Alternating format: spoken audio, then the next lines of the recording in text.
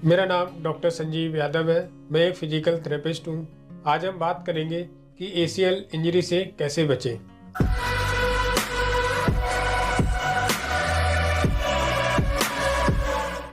ACL injury से बचने के लिए कुछ उपाय मैं आपको बताऊंगा। अगर आप एक खिलाड़ी हैं, स्पोर्ट्स में एक्टिव हैं आप, तो उसमें जो इंजरी होती है मोस्टली ज़्यादा कॉमन एसीएल टीयर रहता है, आपका एसीएल इंजरी ज़्यादा रहती है। तो उससे कैसे बचें, हमें इसमें ध्यान रखना है दोस्तों कि अपने जो आपका घुटना है, घुटने के आसपास की आपकी मसल्स हैं उनको स्ट्रॉन्ग रखना है। आपके घुटने का बैलेंस बहुत अच्छा होना चाहिए।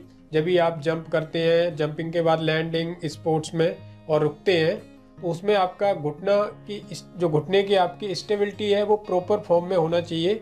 आपका घुटना जैसे आपने जंप किया और लैंड किया नीचे ज़मीन पर, तो उस टाइम आपका घुटना अंदर की तरफ नहीं मुड़ना चाहिए।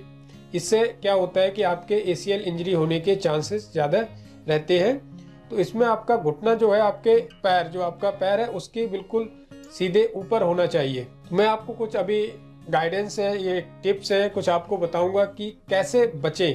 तो क्या क्या आपको करना चाहिए, क्या क्या आपको फॉलो करना है। तो इसमें आपको सबसे पहले स्टार्ट करना है कि आप कोई भी गेम या प्रैक्टिस स्टार्ट करते हैं तो उससे पहले आप वार्म अप एक्सरसाइज जरूर करें। अपनी मसल्स को वार्म अप करने के लिए आप स्ट्रेचिंग एक्सरसाइज करें।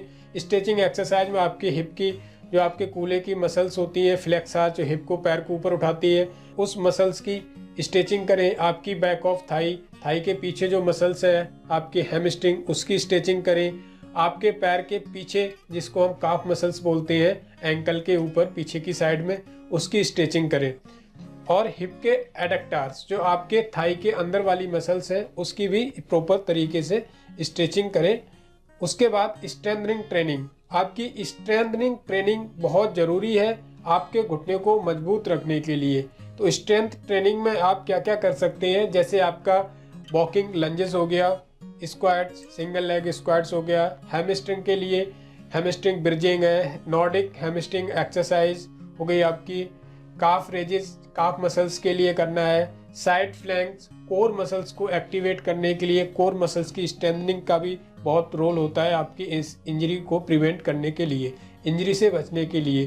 कोर मसल्स स्ट्रेंथनिंग के लिए आप साइड प्लैंक्स कर सकते हैं। इसी तरीके से बैलेंस भी बहुत ज़रूरी होता है, बैलेंस ट्रेनिंग भी आपको करना है। तो बैलेंस ट्रेनिंग में आपको क्या क्या करना है, जैसे कि आपको सिंगल लेग डेडलिफ्ट करना है, सिंगल लेग बॉल प्रेस करेंगे, सिंगल लेग बॉल पास करना है। उसके साथ साथ आप सिंगल लेग स्टैंडिंग में आप जगलिंग भी कर सकते हैं, एक बॉल को रोल करके, या फिर सिंगल लेग स्टैंडिंग में हाथ से एक बॉल को ऊपर फेंक के उसको कैच करना है। इस तरह से आप ये बैलेंस करने के लिए कर सकते हैं।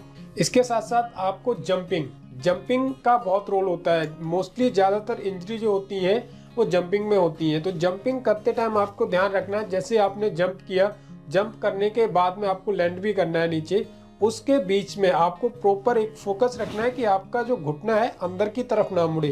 प्रॉपर घुटना आपका ऊपर, एंकल जो आपका टखना है उसके ऊपर ही एक अलाइनमेंट में, एक लाइन में होना चाहिए।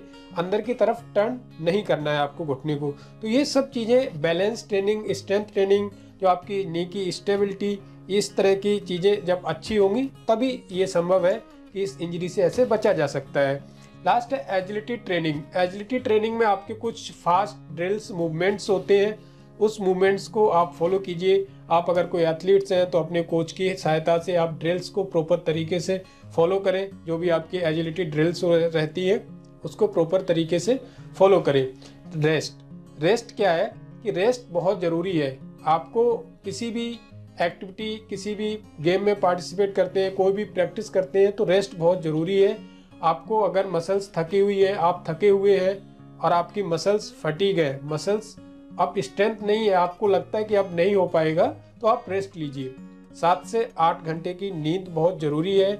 और आपको अगर कोई जैसे डिफ़िकल्ट वर्कआउट है तो एक दिन छोड़ के उसको नेक्स्ट डे, अल्टरनेट डेज पर आप उसको फॉलो या कंप्लीट कीजिए। इसके बाद में एक चीज़ का बहुत ध्यान रखना है दोस्तों कि अगर आपको पेन, आपकी प्रैक्टिस सेशन, प्रैक्टिस के टाइम पर अगर आपको दर्द आता है और कहीं आपको पहले कोई शॉर्ट इंजरी हुई हो या हल्की सी कोई घुटने में चोट लगी हो आपके, तो उस चीज़ को भी बहुत माइंड करके चलना है, बहुत ध्यान रखना है कि अगर आपको पेन आ रहा है तो आप क्या करेंगे, आपकी अपनी प्रैक्टिस को रोक देंगे। प्रैक्टिस को रोकने का मतलब ये नहीं कि आप लॉन्ग टर्म के लिए प्रैक्टिस नहीं, आप 1 दिन 2 दिन रेस्ट लेके देखिए। अगर फिर भी आपको दर्द आ रहा है तो अपने किसी नज़दीकी डॉक्टर या फिर स्पोर्ट्स इंजरी डॉक्टर से या फिर स्पोर्ट्स फिजियोथेरेपिस्ट से आप सलाह लीजिए। फिजियोथेरेपी सलाह के लिए आप हमें कांटेक्ट कर सकते हैं। Thank you.